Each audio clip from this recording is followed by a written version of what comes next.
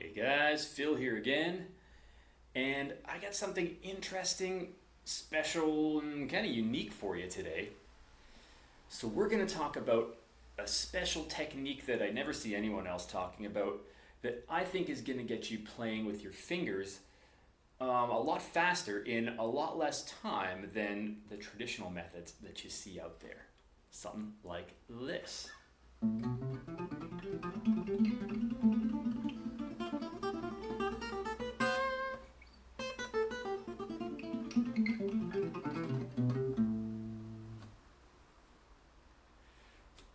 So, let me show you what's going on and why this is so cool. Why you should try it. So, first off, let me talk quickly about the traditional method these days of playing with your fingers. People often call it a picado, which is a Spanish term, and you're kind of going back and forth, often with two fingers, or the real fancy players can use three. This is also what bass players do most of the time. I'm in the beautiful city of Buenos Aires, Argentina, and yes, there's traffic noise, so please excuse that. So, this technique is awesome, and you should learn it and work on it. It's pretty kind of tense and speed bursty, and it takes a lot of practice to really develop that explosive speed. But it is very powerful too, because you can press on the strings as hard as you want.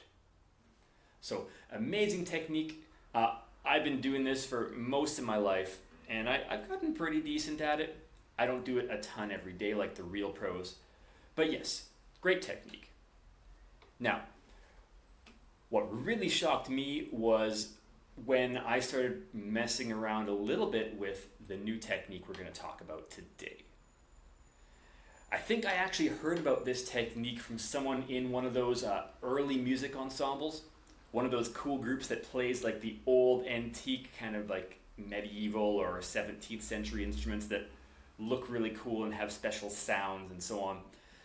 And he said that a lot of players used this technique before they actually started doing that picado technique. So maybe it's actually older, but I never see anyone doing it. Now, what really shocked me was how relaxed it feels and how much simpler it was for me to get to these faster speeds. I haven't played this technique much. I haven't dug into it or practiced it for like thousands and thousands of hours. So the things you see me doing are not the result of a lifetime of practice of this technique. That's why I had to show it to all you guys, because I think you should try it out. Now, all it is, at least the way I'm doing it to start, is just my thumb and my middle finger going back and forth. So let's try this out on one string. We're going to do this on, let's just do the sixth string. I'll show you the way I'm holding my hand, the way I'm holding my fingers, and I just want you to go back and forth over and over again. Now, I do have nails, they're not super long. You don't necessarily need them. It just gives you that extra bit of crispness at the end of each of these notes. So we're just going to go back and forth on the sixth string. Thumb, middle finger, thumb, middle finger. I'll give you some close-ups and some different angles so you can see the angle of my hand.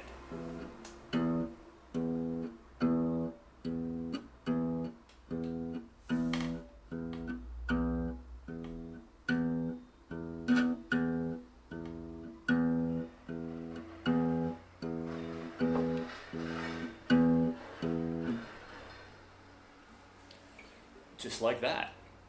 The traditional way, again, would be to walk your fingers back and forth.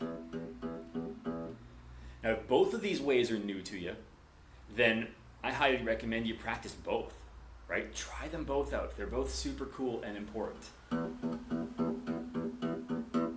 Walking back and forth, or using your thumb and your middle finger. Now, this way feels more relaxed because you're not doing this really tense tendon movement that you get from this. So that's exercise number 1. I'll give you a couple little exercises today you can try out, but really you can try this out with absolutely anything that you want to play. Scales, riffs, patterns, songs. See how it goes. I'm really curious to hear what you think.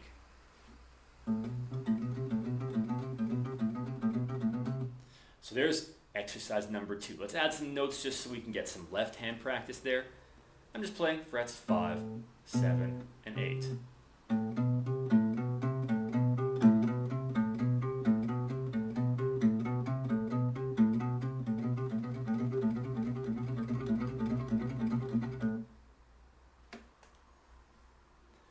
Simple as that. The speed doesn't matter, that's just a matter of practice, right? Take your time, make the notes sound really good, and make things as relaxed as possible. Now, before we get to exercise 3, let's talk about one more little detail that you see, especially with this technique, the idea of cutting off these notes. At first, it's probably not going to be on purpose, right? After you play with your thumb, if you rest your middle finger, if you plant it too quickly, you kill the note. Then if you plant your thumb too quickly, you kill the note. So at first, it's probably going to sound something like that as you work on the coordination. That doesn't necessarily need to be bad if you're doing it on purpose. If you get a really nice clean note and plant your finger back as quickly as you can prepare for those faster speeds. That's one cool thing about that. But what we're really going for is swiping our fingers through the strings without planting them at all. Because then we're getting that really nice, smooth, clean sound where the notes join together. So that's super important. It takes a lot of time, or at least takes some time, to practice that and to smooth it all out. So let's take a look at exercise number 2. We're just going to do the same thing we did on the 6th string, frets 5, 7, and 8, but we're going to do it on the 6th string and the 5th string. So we get to cross back and forth amongst the strings. So.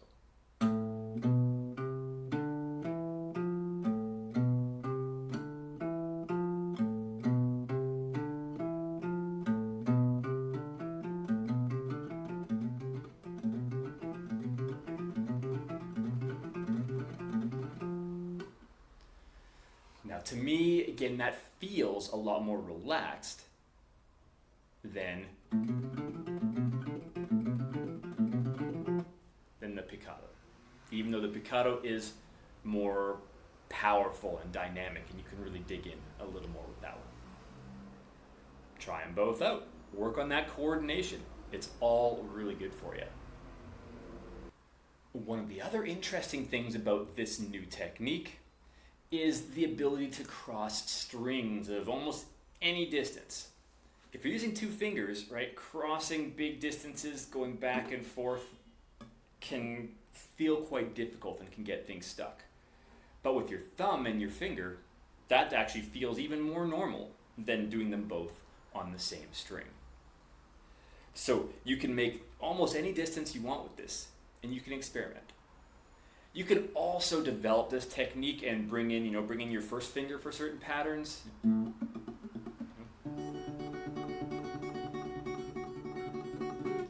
To make things more efficient, you can do whatever you like and just explore it and find what works best for you. So I've got one more quick little pattern for you today. We're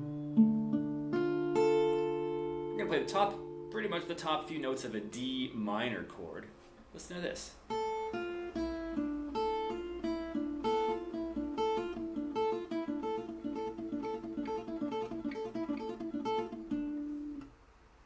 Really pretty group of notes, and that's just 5 on the first string, with my middle finger, 6 on the second string with my thumb, then 5 on the second string with my middle finger, and 7 on the third string with my thumb.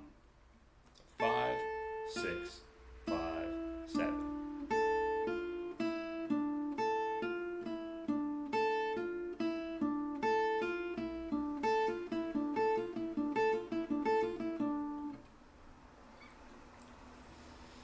So again, I'd love to hear what you think about this technique.